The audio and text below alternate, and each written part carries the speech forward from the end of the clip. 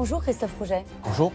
Qu'est-ce que vous avez pensé quand vous avez entendu hier le président de la République expliquer qu'il attend de nos policiers et de nos gendarmes la plus grande déontologie?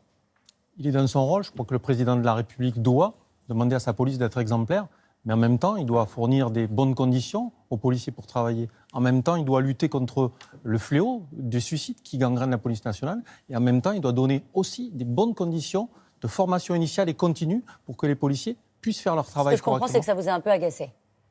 Vous savez, le président, il avait pris des engagements pendant la campagne électorale auprès des policiers. J'ai vérifié sur le site En Marche hier, il disait, vous savez, avec le fameux slogan, oui. On le dit, on le fait. Il a dit, je vais créer une académie de police rassemblant l'ensemble des corps de la police nationale. Je vais développer la formation continue des policiers. C'est fait ? Ce n'est pas fait. La première pierre n'a pas encore été posée, pas le moindre projet. Et la formation continue, on voit bien que les policiers manquent de formation sur le tir, sur les techniques d'intervention. Et ça, on va y revenir sur les leçons qu'on pourrait tirer de ces derniers mois où il y a eu beaucoup de violences dans le mouvement des Gilets jaunes et puis dans le mouvement social. Mais est-ce que vous pensez que l'exécutif, que le ministre de l'Intérieur sont en train de changer de ton vis-à-vis de ce qu'on appelle les violences policières ? Tous les médias, tout le monde l'a bien compris, les policiers aussi. Et vous savez, c'est compliqué pour les policiers parce qu'ils sont dans l'émotion. Lundi, nous avons perdu Franck, un de nos collègues, lors d'une intervention. Deux de nos collègues... À Bron. Deux de nos collègues se sont suicidés. Et nous avons un jeune gardien qui est aussi dans une situation critique à Marseille. Alors les policiers, ils sont dans l'émotion, oui, parce qu'ils ont vécu un week-end très difficile. Ils ont été agressés de toutes parts sur des manifestations.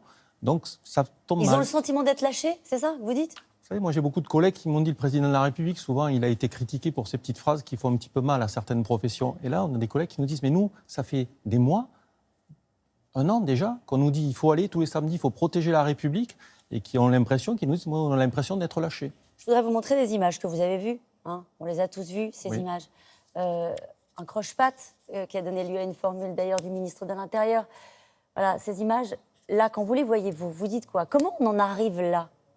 Comment est-ce qu'on en arrive à ce qu'un représentant de l'ordre public fasse un croche-patte à une jeune fille lors d'une interpellation ? Ces images, d'abord, elles font mal à tous les policiers. Elles font notamment mal à tous les policiers qui rentrent dans cette profession pour venir en aide à leurs concitoyens, arrêter des cambrioleurs, protéger des femmes qui sont agressées. Donc elles font mal à tout le monde. Mais ces policiers, ce sont des hommes et des femmes.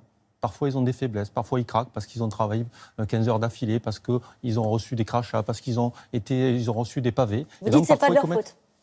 Je ne dis pas que ce soit de leur faute, rien n'est parfait. Il y a des gens, c'est 250 000 policiers et gendarmes qui sont sur le terrain et il y a toujours des gens qui commettent parfois des fautes, des erreurs. Qu'il faut sanctionner ?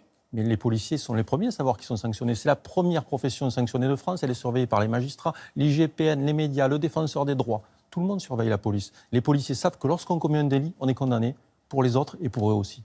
Certains estiment qu'il y a deux poids, deux mesures, qu'il y a beaucoup d'enquêtes qui sont lancées à l'IGPN et que finalement elles n'aboutissent pas toujours. Oui, il y a une petite musique, certains veulent faire dire oui, il y a deux poids, deux mesures, sauf qu'on voit qu'il y a des policiers qui sont condamnés. La justice, elle est lente. Que ce soit pour les autres justiciables, si vous êtes victime d'un cambriolage ou pour autre chose, c'est lent la justice. Ce n'est pas la faute de la police, mais au final, les policiers sont condamnés et sanctionnés. C'est l'erreur d'un seul, cette image qu'on voit, et on aurait pu sortir d'autres images. C'est l'erreur d'un seul, ou est-ce que c'est l'expression dans une forme de ras-le-bol, ce que vous expliquez à l'instant, qui justifie rien, qui n'expliquerait rien? C'est une erreur individuelle. Les policiers sont tout seuls sur le terrain, ils sont confrontés à des violences et parfois ils commettent des erreurs. Qu'est-ce qu'il faut changer ? Je souhaite que le ministre de l'Intérieur puisse me faire dans les meilleurs délais des propositions claires pour améliorer la déontologie et les éléments de contrôle. Ça, c'est les mots du président de la République.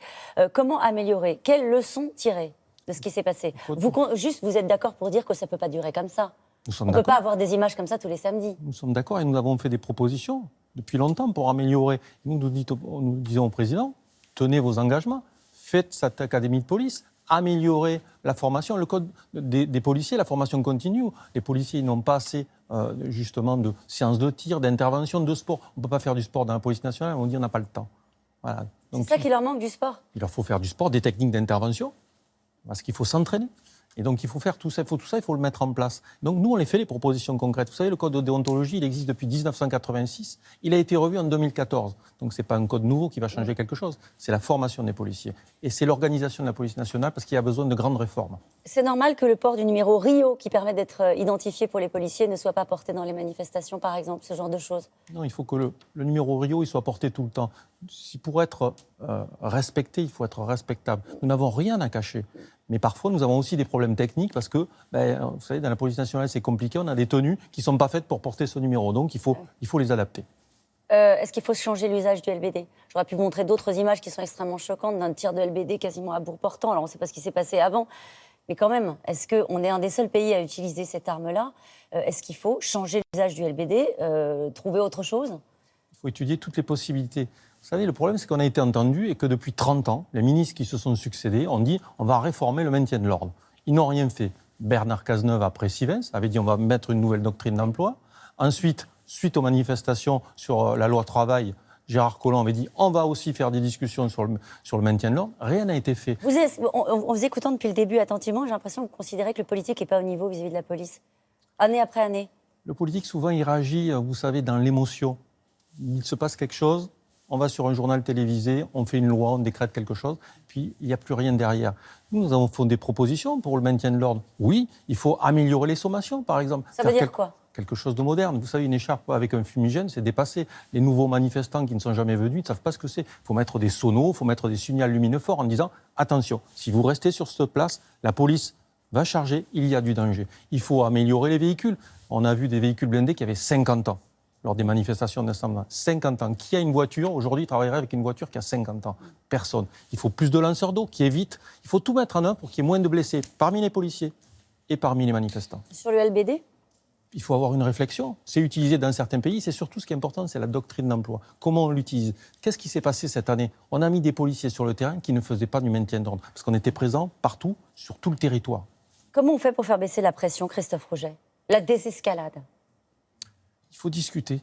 Avec qui? Il faut discuter avec tout le monde, parce que la police, elle doit discuter avec toutes les associations, avec tout le monde, et mettre en place des processus qui permettent que les policiers soient respectés. Parce que le problème aujourd'hui, c'est ça. On le voit bien sur toutes les images aussi. Ils ne sont pas respectés, ils sont la cible d'agressions en permanence. Aujourd'hui, quand on est policier, on n'ose plus le dire. On ne dit pas à ses enfants, demain, sois policier. Et on va avoir un gros problème, c'est que vous savez, les jeunes qui voient ces images de policiers qui sont agressés tous les week-ends, ils ne voudront plus faire ce métier. On a des problèmes de recrutement. Et pourquoi? Ils ont peur? Parce qu'ils se disent, je vais venir policier pour être agressé, pour être menacé dans ma vie privée, parce qu'on a des policiers qui sont menacés dans leur vie privée. Mais j'entends ce que vous avez dit aussi tout à l'heure, pour être respecté, il faut être respectable. Toujours. C'est une phrase que vous avez utilisée vous-même à l'instant.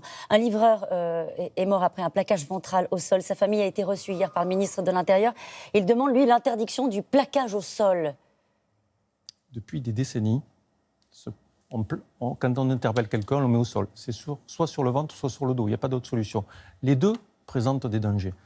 Vous savez, parce qu'à partir du moment où une personne ne veut pas se laisser interpeller, il y a un danger pour le policier qui ne sait pas si c'est un délinquant routier, un braqueur, un terroriste. Donc il y a danger pour les deux personnes. Et j'entendais des personnes hier, des pseudo-experts qu'on voit sur les plateaux, qui disent « Ah oui, vous savez, dans certains endroits, c'est interdit, dans des villes aux États-Unis. » Vous savez, moi je préfère que des policiers essayent de mettre quelqu'un au sol, plutôt qu'ils utilisent, comme on le voit dans l'actualité américaine, leurs armes et qu'ils tirent au moindre problème.